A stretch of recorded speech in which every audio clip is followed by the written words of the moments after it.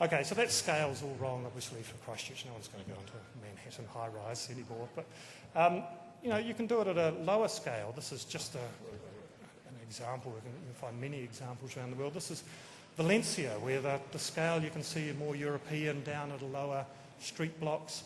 But the reason I'm showing this is that great green corridor which runs through it, which is sort of a magnificent amenity for the city. I'm not sure they've done it very well here because it appears to be cut off with motorways, vast motorways which appear to cut the city off from the green. But just that idea, it's a very simple idea, we build in a concentrated area to get this excitement, and between we have these lovely green parks and ribbons through it.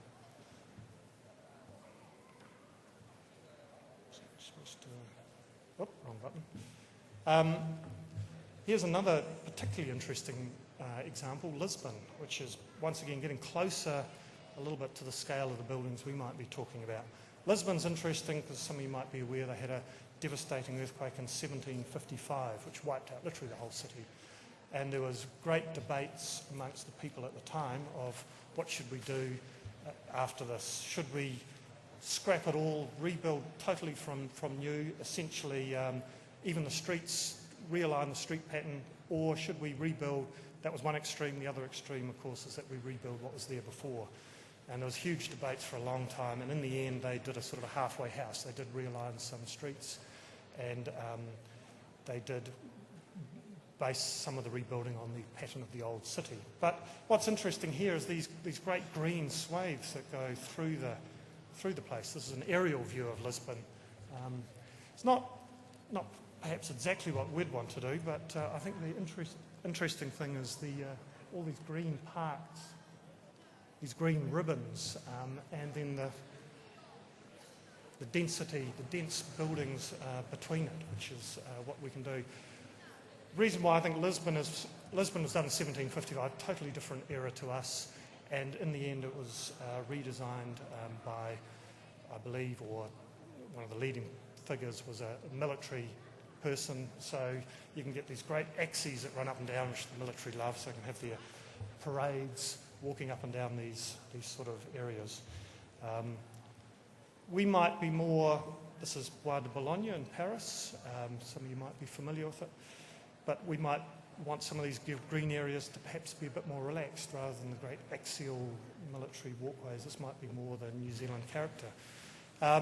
Bois de Boulogne is on the edge of Paris, the Périphérique, so you could say the scale of Paris, the Périphérique might be similar-ish to our Four Avs, obviously a far vaster scale, and they have got a number of parks and green areas which circumscribe Paris and make the urban environment within. But it's a marvellous place. You can see here cycleways, walkways, lovely places to go and have outdoor cafes and sit and all that as an antidote to the vitality to the very built-up environment of the city. Another example, it's sort of a marvellous example of Berkeley Square in London, just to show what's possible with squares, a beautiful little green oasis within built-up form, and you know, with all our empty sites, we can actually do things like this, which is an exciting bit. All right, as an architect, of course, we sort of start to look, well, what's actually this? What's this built form going to be like? It's all very well. The green is marvellous, and we should have that. But what are we actually going to do with these buildings, the new buildings that we're going to have to build? This is a scary image, isn't it? This is actually Barcelona, a marvellous city for those of you who would have been there. Barcelona is interesting because it's relatively low rise, most of the city, and yet they allowed the cathedral to be the high point, which is the Sagrada Familia you can see in the middle of the image there. The only reason I'm showing this image because I think it's interesting how they've treated the built form. They've treated it as a series of buildings that go around internal courtyards.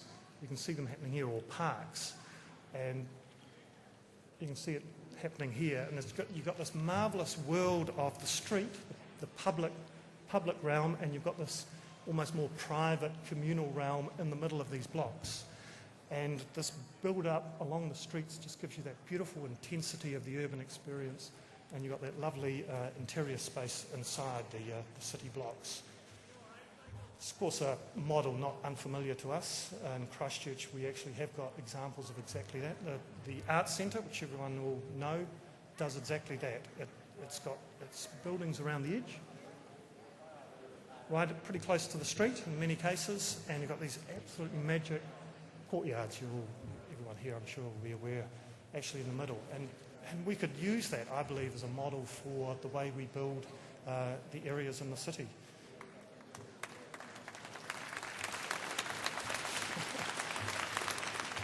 Peter Bevan, who's in the audience, will recognise this picture. This is, I think it's just a marvellous juxtaposition. Sorry, I'll go back from the Arts Centre with its courtyards and the way the buildings work to a reasonably contemporary housing, medium density, medium to high almost in Christchurch terms, density housing development, which uses this principle. It basically built right up to the street, marvellous street edge, and formed around courtyards, interior courtyards. Very similar model to the Arts Centre, and with some private gardens around the edge. So we have done it, and we've done it extremely well in Christchurch, and we can do it again.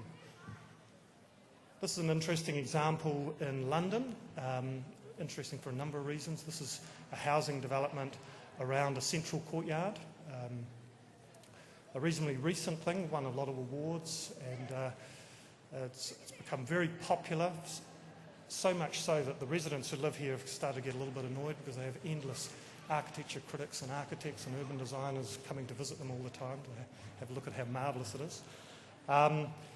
It's interesting for a number of reasons. Firstly, the initial proposal for the site, I believe, was for a rather bland office development. And the residents in the area all got up in arms. They banded together as a group, lobbied the authorities or whoever was involved, and managed to get them to change their mind, and they built this. So it's an incredible example of people power and how all of us can actually influence the way the city can be.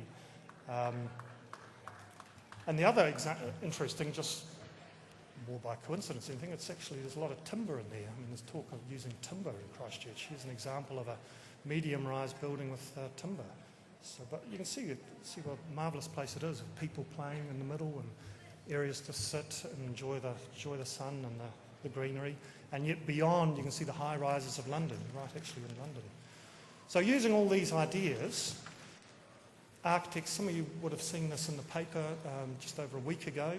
We actually drew essentially that model in, as a cross-section, just as a diagram to describe what we're talking about. So with this, we've got a street over here. We've got our, 3 or 4, whatever, level buildings here, opening out into these lovely internal courtyards in the blocks, communal and private spaces in here.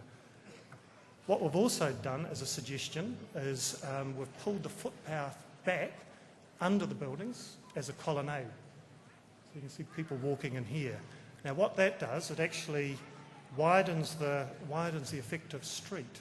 We can discuss property ownership later, but effectively widens the street. And what that means you can do, you can actually have a proper dedicated cycleway, separate from the cars, separated by a green strip with trees and other things.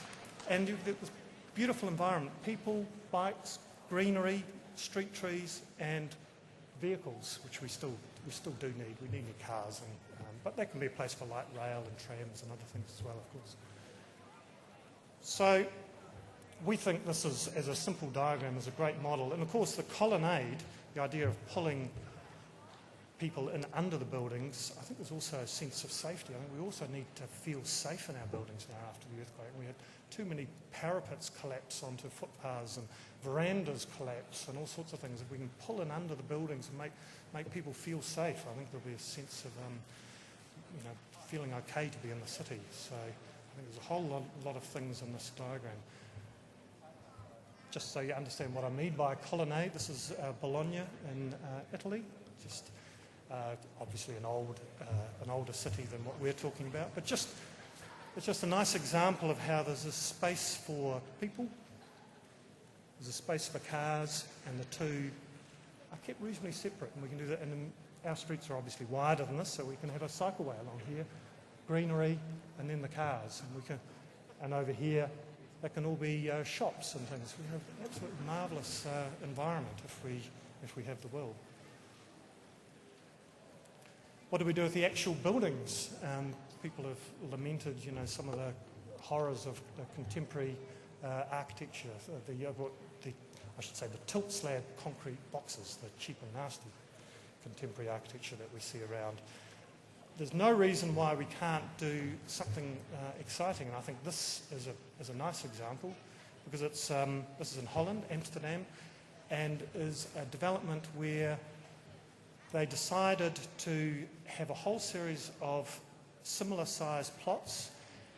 Said you can only build to a certain height, three levels roughly, and gave it all to different architects. And we get this incredible variety in grain and texture, and I think, a very pleasant environment.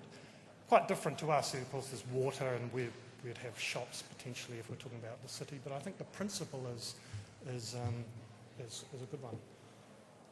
We've been bold enough to do a drawing like that. This is just an example of what might possibly happen in Christchurch. This is so what are we looking at here? We're looking at pushed the wrong button. Am I going back?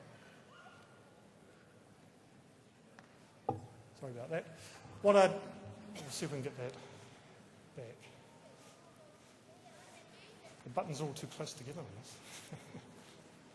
But essentially what that drawing shows is a consistent height of building that a lot of people are talking about. It shows a colonnaded footpath which ties it all together, and a series of blocks which can be done by individual architects to get that interest and sort of human scale back to the city, and variety, rather than, I don't think we want big monolithic blocks that take up whole street areas, bland concrete walls like probably the most extreme example is Rebel Sport or something like that. I think that's, it's a similar grain to what we're talking about here.